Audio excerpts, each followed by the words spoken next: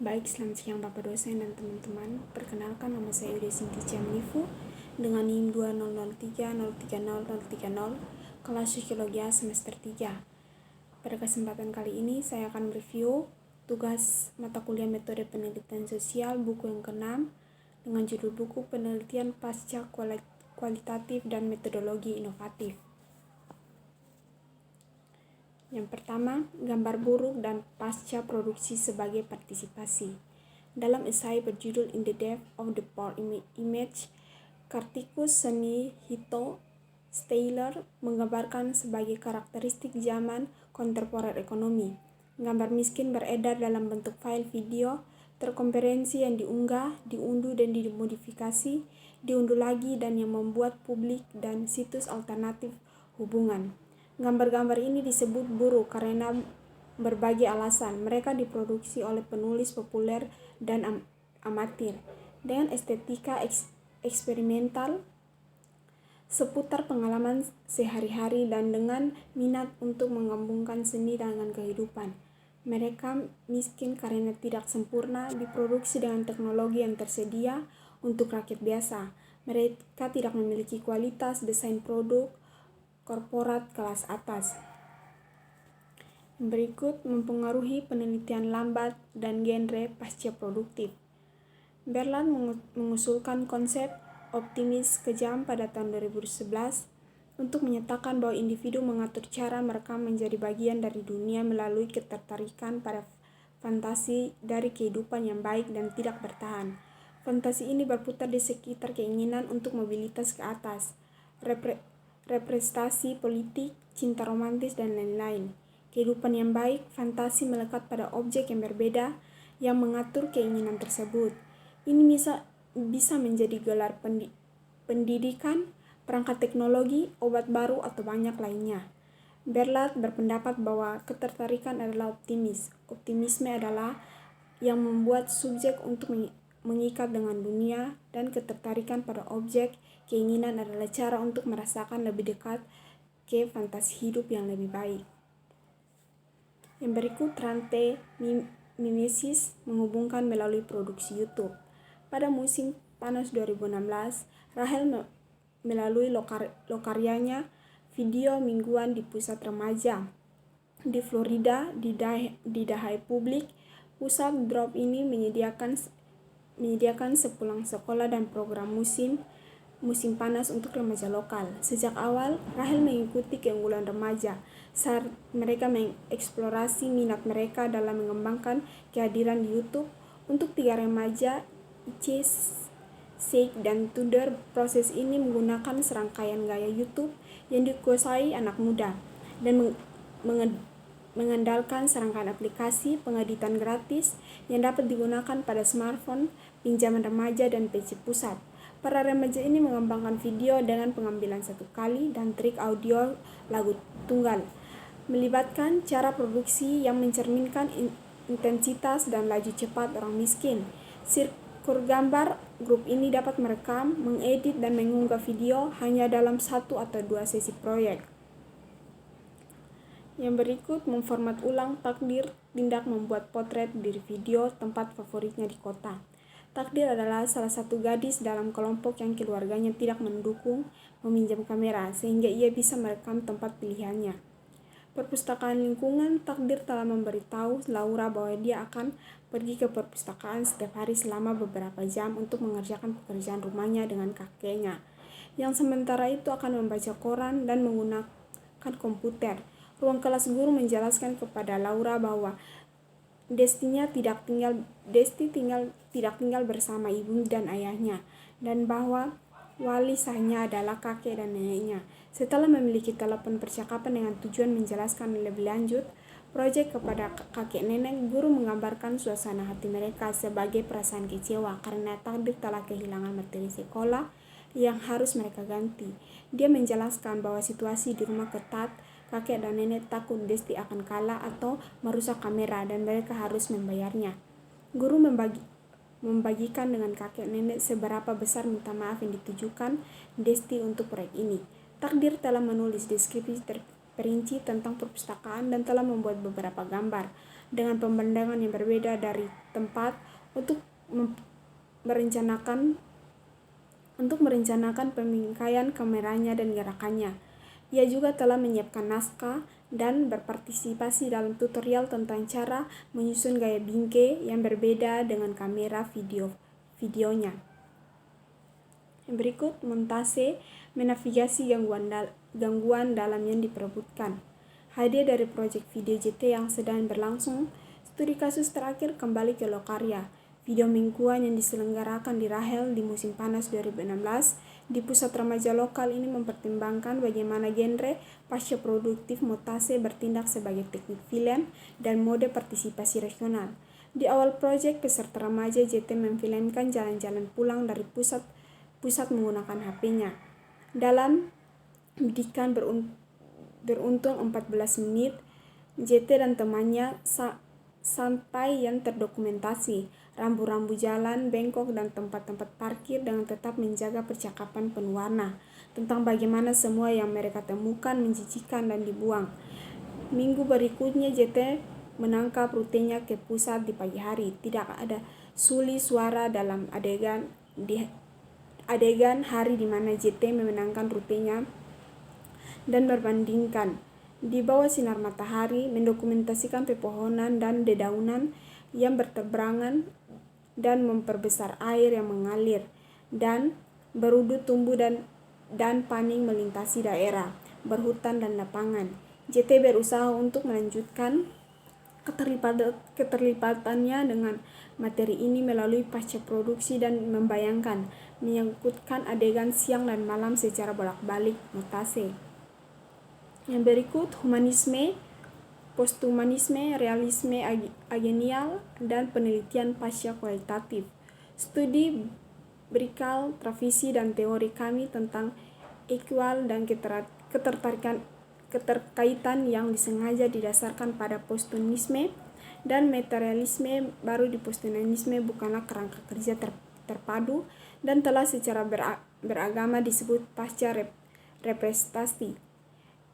Empirisme baru pasca kontinuisme, materialisme giliran ontologis antara label lainnya. Penulisan ini menulis dengan nada yang sama tetapi mendahului penamaan dari proyek-proyek ini. Misalnya proyek-proyek ini telah dimasukkan secara retrospektif dalam tradisi. Yang berikut, dasar pemikiran studi birakial. Penelitian tentang birasialisme biasanya meremehkan identitas birasial dengan menggunakan asumsi humanis dalam mempelajari identitas itu, karena posthumanisme dan materialisme baru menawarkan kritik keras terhadap hal ini. Asumsi berusaha untuk memahami serangkaian memungkinkan yang berbeda untuk ini identitas dalam penelitian psikologi. Untuk tujuan ini kami menggunakan realisme agenial untuk memahami birasialitas baik secara material maupun diskursif. Dihasilkan dan dilakukan dalam melakukan penelitian empiris. Pengambilan posthumanisme dalam studi empiris sulit karena kerja ini berusaha untuk mendesentralisasikan subjek manusia, baik peneliti maupun diteliti. Sejak posthumanisme adalah penolakan terhadap manusia yang stabil, universal dan selalu terintegrasi sendiri, maka metode peneliti yang ada, misalnya wawancara kualitatif tradisional, dapat tidak cukup untuk penjelasan subjek posthumanis. Yang berikut, garis besar studi. Penelitian ini berfokus pada kinerja identitas berdikal dalam aktivitas indera dengan proses penelitian dalam penelitian tersebut. Travis tidak terlibat dalam penelitian dengan asumsi. Kemudian metodologis menegangkan yang seharusnya kesepadan dari paradigma kualitatif atau kuantitatif, eksperimental atau interpretif, eksperimental atau sains atau bukan sains. Akibatnya mampu menggunakan kuesioner psikologi, misalnya ukuran identitas etnis dan multi kelompok. Program komputer bias implis mewawancarai kognitif dan wawancara struktur untuk mengajar analisis posthumanis, identitas pendidikan yang menerangi mekanisme melalui mana metode referi dan dapat dimanfaatkan untuk mengacaukan diri manusia karena tidak ada metodologi yang ada sebelumnya yang dapat menjawab tujuan studinya. Yang berikut metode belajar.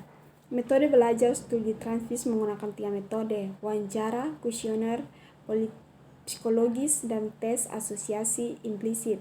Karena studi EQ dirancangkan untuk memeriksa performatif bilansial selama proses penelitian, Trafisi menggunakan format wawancara semi terstruktur metode yang akrab dengan peneliti dan peserta. Keakraban ini memungkinkan Travis membuat perubahan material pada waktu wawancara, misalnya dengan memasukkan kuesioner psikologis untuk memprovokasi identitas subjek. Ini termasuk menggambar pada fisik Brickell Travis menggunakan 3 metode wawancara kuesioner politik. Karena studi EQ dirancang untuk memeriksa struktur peserta atau sebagai bagian dari alat wawancara. Yang berikut memungkinkan penelitian EQ dan posthumanis. Sebagai posthumanis, materialisme baru dan poststrukturalisme masing-masing bermasalah. Gagasan tentang keberhasilan dan kegagalan tidak mungkin untuk sepenuhnya menilai studi ini. Istilah-istilah seperti itu, namun kami berharap penelitian Travis memenuhi tujuannya untuk memprovokasi pertunjukan identitas melalui perubahan materi sesuai dengan kerangka realis agen sambil memeriksa pertunjukan tersebut melalui terjerat proses penyelidikan atau penelitian. Studi ini menunjukkan bahwa kemungkinan tidak mungkin bagi peneliti untuk mengetahui terlebih dahulu apa efek wawancara materi yang ada pada pertunjukan identitas atau pertunjukan mana yang akan diberikan.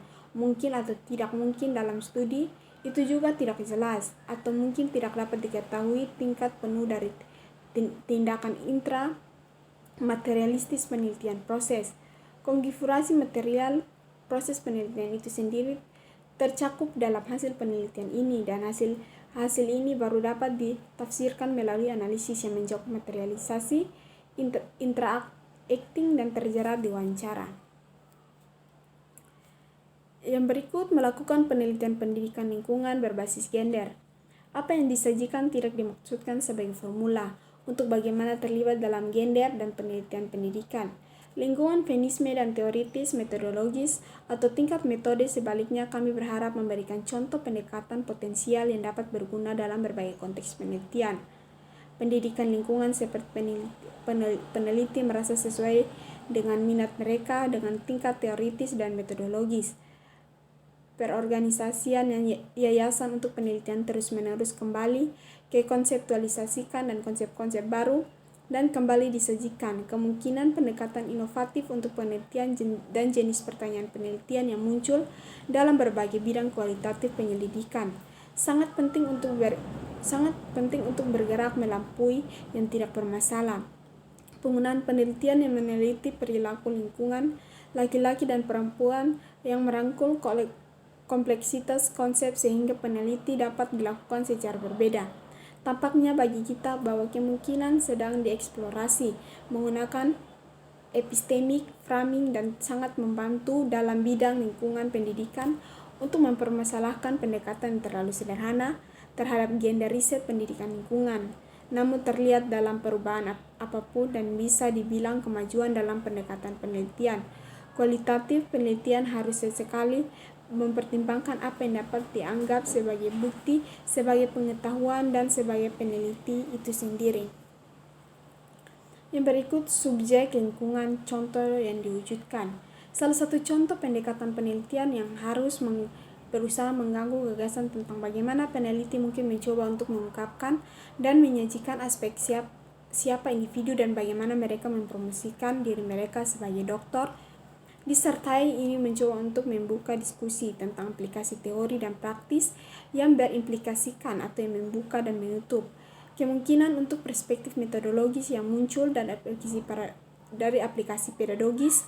Di sini Hart mengambil tantangan pada dua tingkat. Yang pertama dengan menjelajahi pandangan dunia lingkungan, menggunakan konsep teoritis yang sampai karyanya belum diterapkan di dalamnya. Konteks penelitian pendidikan lingkungan, dan kedua dengan menantang pendekatan tradisional dengan cara di mana peserta diposisikan dalam penelitian dan cara dapat disajikan daripada dianalisis, di mana pembaca bertanggung jawab untuk membuat pemahaman mereka sendiri tentang lingkungan mereka. Baik, sekian dari hasil presentasi saya. Terima kasih, selamat siang.